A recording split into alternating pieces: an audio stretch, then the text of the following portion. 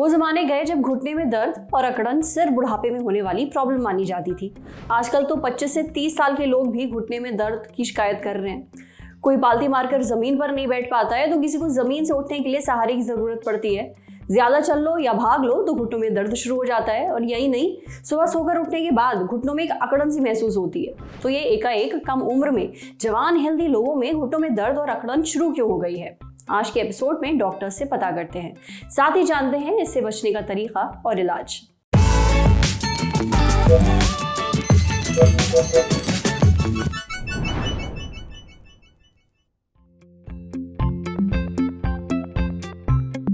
नमस्ते।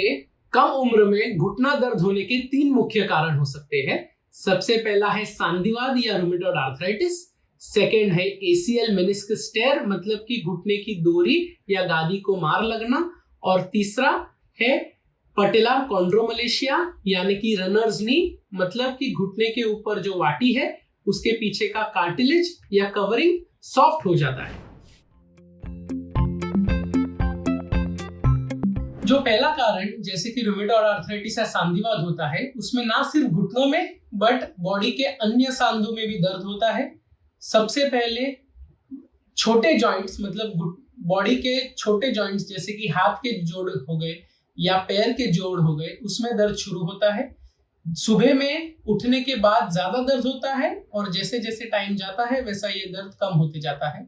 इसके लिए ब्लड टेस्ट करने पड़ते हैं जो ये प्रूव करेगा कि आपको ये सांधिवाद है, और उसके लिए दवाई से ये सांधिवाद काफी इजीली कंट्रोल कर सकते हैं। सेकेंड कारण जो ACL या मेनिस्कस टेयर हम बोलते हैं, वो बेसिकली स्पोर्ट्स इंजरी होती है। ये इंजरी के बाद होता है और इंजरी होने का मुख्य कारण है कि घुटना ट्विस्ट हो जाता है, जिसकी वजह से घुटने के अंदर की डोरी या गादी को मार लगता है। ACL या मेनिस्कस टेयर कैसे है वो हमको MRI के द्वारा पता चलेगा, और ये MRI हमें आगे की ट्रीटमेंट के लिए भी गाइड कर सकता है। थर्ड कारण जो पटेलर कॉन्ड्रोमलेशिया है, वो एक ओवरयूज सिंड्रोम है, मतलब ज्यादा घुटना यूज करने की वजह से या फिर कुछ चीजें, कुछ बीमारियां जैसे कि थायराइड या डायबिटीज हो गया, उसकी वजह से भी ये पटेलर कॉन्ड्रोमलेशिया या घुटने के आगे जो वाटी है उसमें घिसावट, ये पटेलर कॉन्ड्रोमलेशिया को बोलते हैं। मेन इसका सिम्टम ये है कि काफी टाइम बैठने के बाद जब हम उठने गए तो घुटने में थोड़ा टाइम के तक दर्द रहता है, और जैसे हम थोड़ा बहुत चल लिए वैसे ये दर्द कम हो जाता है। ये मोस्टली रनर्स में होता है, जो मैराथन ज्यादा करते हैं, जो रनिंग ज्यादा करते हैं, उसमें ये पटेलर कॉन्ड्रोमलेशिया होने के चांसेस ज्यादा है। थायराइड पेशेंट्स में ये पटेलर कॉन्ड्रोमलेशिया होने के चांसेस ज्यादा है। इसका treatment basically offloading, physiotherapy, bracing और कभी कभी एक स्पेशल टाइप के इंजेक्शन आते हैं जिसको हम PRP बोलते हैं, जिसमें हम आपका ही ब्लड लेंगे, उसको सेंट्रीफ्यूज करेंगे और उसके ग्रोथ फैक्टर्स नी के अंदर इंजेक्ट करेंगे, जिससे ये कार्टिलेज जो सॉफ्ट हो गया है वो वापस रीजनरेट हो सकता है। अगर आपके घुटने में 10 दिन से ज्यादा कंटिन्यूस पेन है या किसी ओवरयूज के वजह से ये पेन कम नहीं हो रहा है, तो किसी भी डॉक्टर को जाके दिखाना जरूरी पड़ जाता है। सेकेंडली, अगर आपका एज 45 से नीचे है और कंटिन्यूस नी पेन रहता है जब आप स्क्वाट करते हैं या क्रॉस लेगेड, मतलब पालथी मार के बैठते हैं, तो ये आपको डॉक्टर को दिखाना जरूरी होता है। अगर रनिंग करने के बाद आपका पेन बढ़ जाता है या लॉन्ग डिस्टेंस वॉकिंग करने के बाद आपका पेन बढ़ जाता है और वो कम नहीं हो रहा है, तो आपको डॉक्टर को दिखाना जरूरी है। अगर सुबह उठने के बाद घुटने में या और कोई जॉइंट्स में दर्द है तो आपको डॉक्टर को दिखाना जरूरी हो जाता है। अगर आपको कोई मेजर इंजरी हुई है जिसकी वजह से घुटने में सूजन आ गई है, ये सूजन उतर नहीं रही है या सूजन बहुत ज्यादा थी, तो भी आपको एक बार डॉक्टर को जाके दिखा देना चाहिए।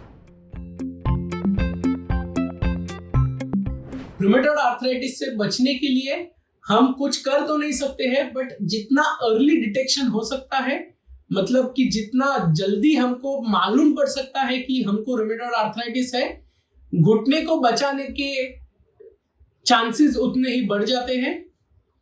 मतलब कि अगर आपको कोई फैमिली हिस्ट्री है रूमेटॉइड आर्थराइटिस की, मतलब या तो आपको मदर को या फादर को रूमेटॉइड आर्थराइटिस था, तो फिर आपको होने के चांसेस है, तो उसका टेस्ट जल्दी करा देना चाहिए। सेकेंडली, मेनिस्कस और एसीएल इंजरीज से बचने के लिए हमको स्पोर्ट्स पर्सन्स जो है जिसको नी में इंजरी हो गई है, वो पहले कंडीशनिंग करके फिर अगर स्पोर्ट्स खेले तो इंजरीज होने के चांसेस कम हो जाते हैं।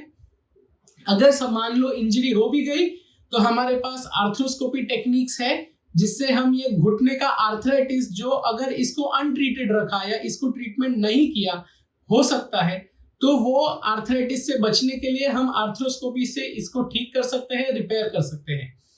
तीसरा चीज, पटेलर कॉन्ड्रोमलेशिया या रनर्स नी से बचने के लिए पटेलोफीमोरल जॉइंट पे फोकस करना जरूरी है। उसकी एक्सरसाइजेस अलग होती है, उसकी फिजियोथेरेपी अलग होती है, उसकी मैकेनिज्म ऑफ इंजरी अलग होती है, तो वो समझना जरूरी है। उसके हिसाब से training errors is the most common reason जिसके वजह से ये पटेलर कॉन्ड्रोमलेशिया डेवलप होता है।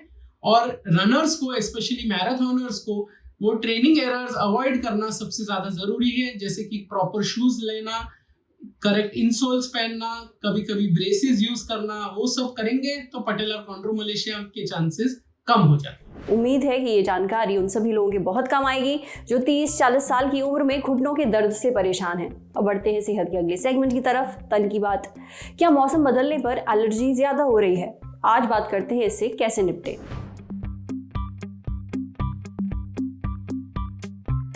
जब मौसम बदलता है तो बहुत सारे लोगों को एलर्जी शुरू हो जाती है, जैसे आजकल हो रहा है। ये मौसम अपने साथ एलर्जी की समस्या भी लेकर आता है। ऐसे में लक्षण आपको जो दिख रहे हैं वो सीजनल एलर्जी की वजह से हैं। इस मौसम में पेड़ पौधे, घास अपने पराग हवा में छोड़ते हैं। पराग का मतलब होता है पोलन ग्रेन। ये कण जब सांस के जरिए अंदर जाते हैं शरीर के तो एलर्जी की वजह बनते हैं। जिन लोगों में एलर्जी रहती है वो इन परागों की चपेट में आ जाते हैं।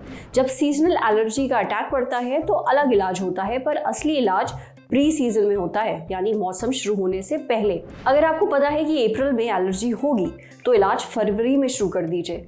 अब अगले साल क्या करना है आपको ये जान लीजिए। अगली बार अटैक पड़ने का इंतजार मत करिए, डॉक्टर से जांच करवाइए। कुछ केसेस में खासतौर पर जिन लोगों को ज्यादा खांसी की समस्या होती है, सांस लेने में समस्या होती है, उन्हें इन्हेलर दिया जाता है। कुछ इन्हेलर सुबह शाम लेने होते हैं। रिलीवर इन्हेलर अपने साथ रखिए हमेशा। खुद को पेंट, पॉलिश, प्राइमर, इन सारी चीजों से बचा कर रखिए, समझे। अब आ रही सेहत के आखिरी सेगमेंट की, खुराक यानी झक्कासी हेल्थ टिप। जाने अगर लो एनर्जी महसूस कर रहे हैं, ऐसे में आपको ओट्स क्यों खाने चाहिए। अगर आप थका हुआ, लो एनर्जी महसूस कर रहे हैं तो एनर्जी ड्रिंक से बेहतर है आप ओट्स खा लीजिए। ये ज़्यादा हेल्दी है। ओट्स में फाइबर होता है, विटामिन बी, मैंगनीज और आयरन होता है। इसमें हाई प्रोटीन भी होता है। हाई प्रोटीन वाली चीज़ें आपको ज़्यादा एक्टिव रखने में मदद करती हैं, साथ ही आराम से बचती हैं, तो आपको जल्दी भूख भी नहीं लगेगी। इसलिए ओट्स ट्राई करके देखिए। आज सेहत पर इतना ही। अगर आप एक डॉक्टर हैं, हमसे कुछ शेयर करना चाहते हैं तो जो ईमेल आईडी इस वक्त आपको अपनी स्क्रीन पर दिख रही है उस पर हमें एक मेल भेज दीजिए। जाते जाते एक मजे की बात सुनते जाइए। ललन टॉप ने किताबों से जुड़ा एक नया डेली शो शुरू किया है, नाम है किताबी बातें, जिसमें होगी रोज एक नई किताब और उससे जुड़े रोचक प्रसंग। दोपहर 12 बजे तो जरूर देखिए। शुक्रिया।